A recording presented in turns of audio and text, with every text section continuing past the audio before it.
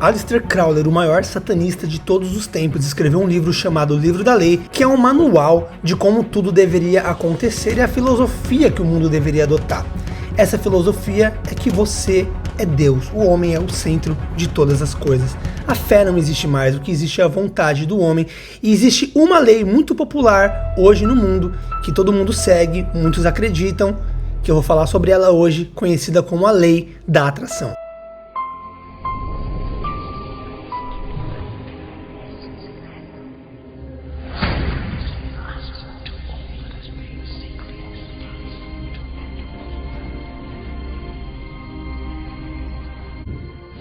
You've probably been sitting there wondering, what is the secret? I'll tell you how I have come to understand it. We all work with one infinite power. We all guide ourselves by exactly the same laws. The natural laws of the universe are so precise that we don't even have any difficulty building spaceships. We can send people to the moon, and we can time the landing with the precision of a fraction of a second. I don't care if you're in India, if you're in Australia, New Zealand, Stockholm, or London, or Toronto, or Montreal, or New York. We're all working with one power, one law. It's attraction.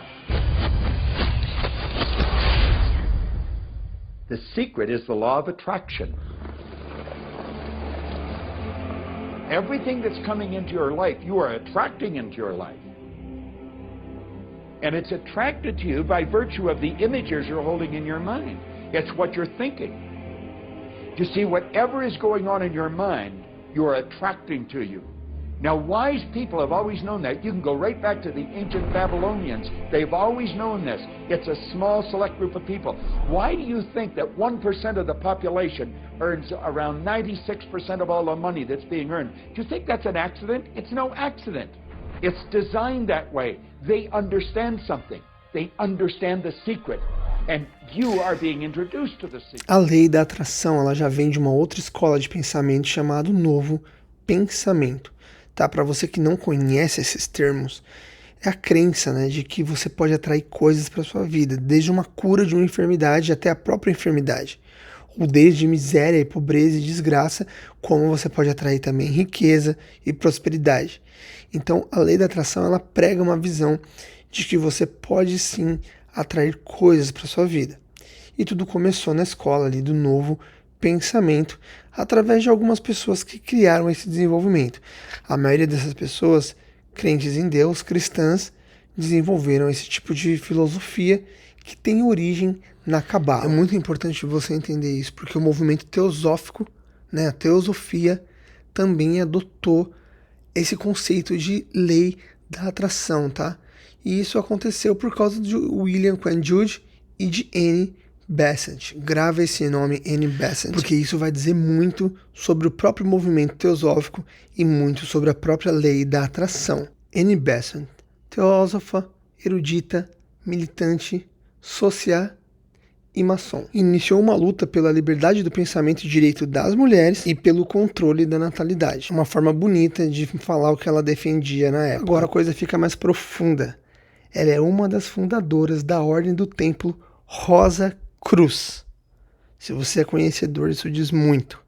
Também foi iniciada na maçonaria e depois foi enviada em uma missão para a Índia, onde ela iniciou a teosofia por lá e também foi a primeira mulher eleita presidente do Congresso Nacional. Quando eu falo que esse vídeo não é para iniciante, é porque você tem que conhecer alguns elementos para te ajudar a entender melhor. Yuri Bezmenov, um ex-agente que trabalhou infiltrado em diversos países, tem muitas semelhanças com essa mulher. E analisando o currículo e a história dela, eu acredito seriamente que ela era também uma agente. Indo mais fundo, a gente tem a Escola do Novo Pensamento, que originou então a Lei da Atração, e a gente vai ver que na descrição a gente vê que acredita de novo ali falando aqui no pensamento humano, na força, o ser humano é um ser divino, né, um ser de origem divina, entendeu? Então a lei da atração é a força vital da criação de Deus, e o homem tem esse poder também, o mesmo poder que Deus. E então a gente está aí ouvindo falar de novo. Só que fala ali, ó, é livremente formado por denominações religiosas, organizações seculares, autores e filósofos. Então você vê mais uma vez, essas sociedades, esses grupos, eles sempre falam de Deus, mas eles são formados por sociedades de denominações religiosas livres. Ou seja, você pode crer em qualquer Deus, em qualquer força. O importante é que você crê em algo divino, mas não importa se é o Deus da Bíblia ou se é um outro Deus, entendeu onde eu quero chegar?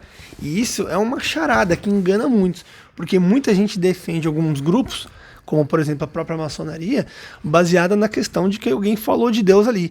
Mas você tem que entender que o conceito de Deus deles é outro tipo de Deus. A maçonaria acredita na lei da atração e acredita na força da providência. O Deus deles é a providência. Se você quiser chamar eles de Deus de Abraão, se você quiser chamar ele de Shiva, você chama ele do que você quiser. Para eles é a providência. E isso é a teosofia. Se você estudar teosofia e ler os livros da própria Helena, você vai ver que elas falam o tempo todo que todos os deuses são um só. Você viu que a Annie Besant, a fundadora da Rosa Cruz, também era maçom e também era teosófica? Ela estava por trás de tudo aquilo ali, envolvida no alto escalão das coisas. Então você vai entender que essas sociedades todas são teosóficas. Então a teosofia é a raiz do pensamento dessas sociedades. Só que a teosofia tem uma raiz, que é a Cabalá. Tudo isso vem da Cabalá. Então tudo tem uma grade. A gente tem as sociedades secretas que são teosóficas, que vêm da Cabalá, tá entendendo? De variáveis da Cabalá, né? Existem várias Cabalás, mas tudo forma parte do estudo da própria Cabalá, entendeu? E aí você vai começar a entender da onde vem esse conceito de força da atração, que também vem da Cabalá. A diferença é que na Cabalá original você vai ver essa força sendo atribuída diretamente a Deus. E quando esses grupos pegam essa informação da Cabalá, eles atribuem isso a uma força aleatória, que você pode chamar do que você quiser, entendeu? Mas no fundo, eles estão adorando, você sabe quem. Um pouco mais fundo você vai chegar na ciência cristã, que antecede até a própria escola do Novo Pensamento, que vem da ideia de cristãos que buscavam entender o poder da fé, né? E eles acreditavam então que a fé tinha a ver com o pensamento, consequentemente, através de um pensamento de fé, o ser humano teria um poder divino, um dom divino dado por Deus, que seria de todo ser humano, que isso explicaria então o poder de cura de alguns homens de Deus na Bíblia, que eles eram conhecedores do acesso a esse poder que todo homem tem, já não seria mais um dom específico para alguém, estaria dentro de todo mundo, e bastaria você acessar sua parte divina, seu contato espiritual, para você poder realizar a cura. Então era uma sociedade de cristãos que buscavam entender a cura religiosa e a cura do pensamento, tá? Então, assim, você vê que, ou de forma mal intencionada, ou por própria se perdendo mesmo, né, na mentalidade, esse pessoal começa a criar ideias, a criar pensamentos que vão levando eles para outras ideias, que vão afastando cada vez mais eles de Deus. Agora a gente tem aqui o Phineas Quimby, né, que é ele é praticamente o precursor de tudo isso, e você vê que ele era um professor espiritual americano, né? Ele foi um dos pioneiros das ideias teológicas que deram origem ao movimento do Novo Pensamento. Não tem muita informação sobre ele, só que ele era um professor espiritual, achei estranho esse termo. E também fala de teologia um pouquinho mais, gente. Todos os caras que estavam moldando tudo na época, até quem moldava pro lado ruim da coisa, geralmente fazia teologia na época. Agora tá aí um nome famoso, né, Wallace D. Wattles, que é o cara que fez todos os livros aí da galera que quer ficar rica e gosta de ler livro para conseguir isso, que fala assim de força de atração, como por exemplo A Ciência de Ficar Rico e alguns outros livros que eu particularmente já li, e tá ali, né, falando sobre crer, sobre fé, sobre alcançar, cita muito Deus nesse momento todo. Mas, como eu já disse, a gente tem que tomar cuidado com citações de Deus, isso não garante nada, entendeu? Não quer dizer que é o nosso Deus, e sempre esse conceito de que o homem pode alcançar. No final do vídeo eu vou comentar um pouco a minha opinião, tá? Porque tem um pouco de verdade nisso aí também, mas a gente tem que tomar cuidado. Então, assim, analisando tudo isso, o que eu acredito? Eu acredito que algumas pessoas, talvez realmente cristãos, eles estavam estudando aprofundadamente a Bíblia, inclusive em hebraico, eles tiveram contato com a Cabalá, eles começaram a descobrir os segredos da Kabbalah. Inclusive existe uma Kabbalah cristã, né, uma Kabbalah mais atual, que usa as técnicas cabalistas para o Novo Testamento e para os conceitos dados por Jesus Cristo. E eu acredito que eles, através de conhecer o universo cabalístico, né, que é um universo de números, de símbolos, de sentido nas coisas, de uma visão de Deus diferente, e uma visão que mexe muito com a mente das pessoas, porque é uma visão muito metafórica e muito forte, eu acredito que daí surgiu o conceito, sim, de que existia a lei da atração, de que existia esse poder do novo pensamento. Só que aí a gente começa a ver o que? A gente começa a ver conforme a ideia cresce, você começa a ver a infiltração de pessoas nesse movimento que já não atribuem esse poder da fé, vamos dizer assim, a Deus. Primeiro que esse movimento ele já tira um pouco o poder da fé, né? Porque Deus, vamos colocar aqui baseado em Deus, na origem da coisa. Deus existe, né? Ele tem o poder de fazer tudo, ele faz pra você. Mas se você pensar forte, só chega em você, mesmo que você não peça pra Deus. Então isso é um pensamento perigoso, porque ele está relacionado à fé, mas é uma fé muito em si mesmo e no que você atrai para você. Muitas vezes essa ideia descarta Deus, né? Deixa Deus um pouco de lado, né? Mas aí, até então, ok, aí é cada um. A pessoa vai entender que ela atrai para ela por misericórdia de Deus, aí a pessoa vai pensar o que ela quiser. Só que daí você começa a ver que essas escolas de pensamento, elas vão evoluindo num ponto aonde entra a teosofia.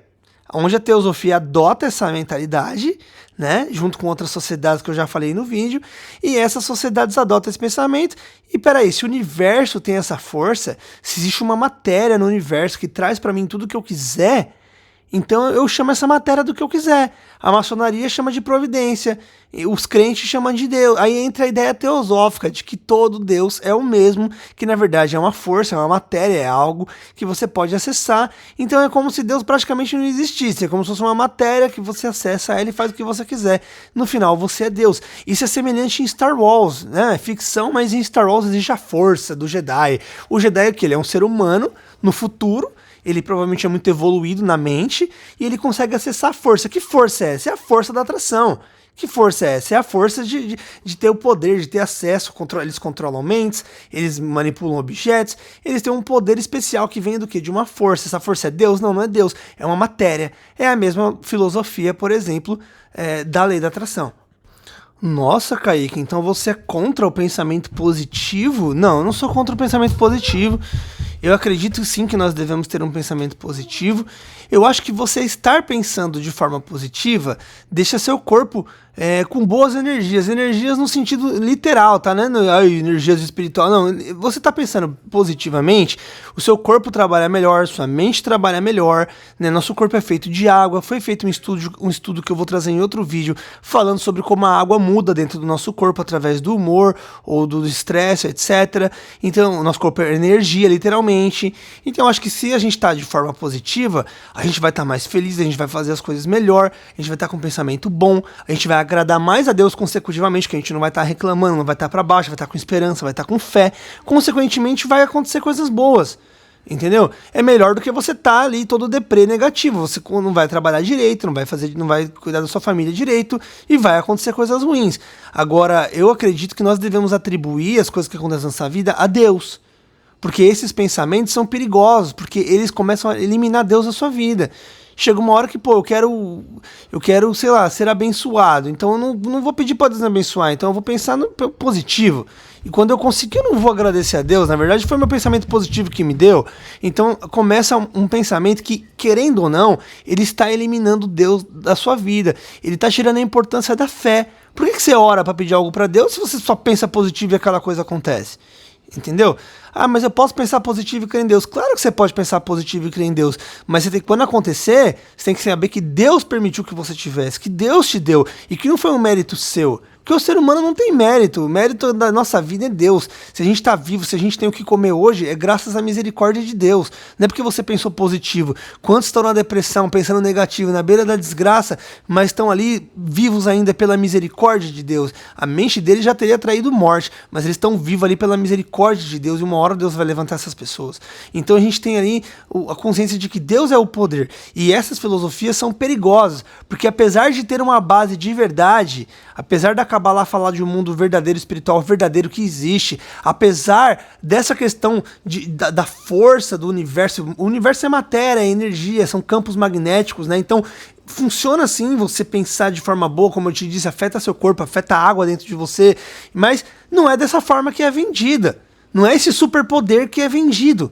Entendeu? É uma influência, assim, no seu comportamento, na sua inteligência, no seu ânimo, na sua aptidão, no seu desempenho, mas não é dessa forma mística que é vendido, entendeu? E esse misticismo que tem dedo de sociedades esotéricas e da teosofia, na verdade é uma manobra para eliminar Deus da vida das pessoas, tá? E aí entra de novo Aleister Crowley e tudo aquilo que a Otto planejou desde o começo, que é o livro da lei, que é a lei de Telema, faça o que tu queres, há de ser o todo da lei, não há Deus além do homem, você é Deus. Como ser Deus? Tendo o poder de fazer tudo. Como fazer tudo? Dominando a lei da atração. Essa é a ideia que está sendo vendida para você. There is nothing that you cannot be or do or have. You are a magnificent creator, and you are here by your powerful and deliberate wanting to be here. Go forth, giving thought to what you are wanting, attracting life experience to help you decide what you want, and once you have decided, giving thought only unto that. Most of your time will be spent collecting data that will help you decide what it is you want. But your real work is to decide what you want and then to focus upon it. For it is through focusing upon what you want that you will attract it. That is the process of creating. I believe that you're great, that there's something magnificent about you. Regardless of what has happened to you in your life, regardless of how young or how old you think you might be, the moment you begin to think properly, there's something that is within you, there's power within you that's greater than the world, it will begin to emerge. It will take over your life. It will feed you. It will clothe you. It will guide you, protect you, direct you, sustain if you let it. Afinal, se você se aproximar de Deus de verdade, para que você precisa de lei de atração? Se Deus pode fazer tudo por você e melhor do que você pode querer. Eles usam técnicas mentais, técnicas ocultistas que já foram usadas desde a época da Babilônia. Existe uma Kabbalah babilônica também para você entender como na Babilônia já era usado esse tipo de técnica. É chamado de sofisma, são falácias, são técnicas e ideias que eles usam para atrair coisas e constantemente está sendo usado para te afastar também de Deus. E é muito comum usarem a Bíblia e o termo Deus para poder validar a ideia e atrair cristãos e crentes de todas as denominações para esse tipo de mentalidade. Every religious book tells us that. Every great book on philosophy, every great leader, all the avatars who have ever lived, go back and study the wise ones. Many of them have been presented to you in this program. You know what? They all understood one thing. They understood the secret. Now you understand it. And the more you use it, the more you'll understand it.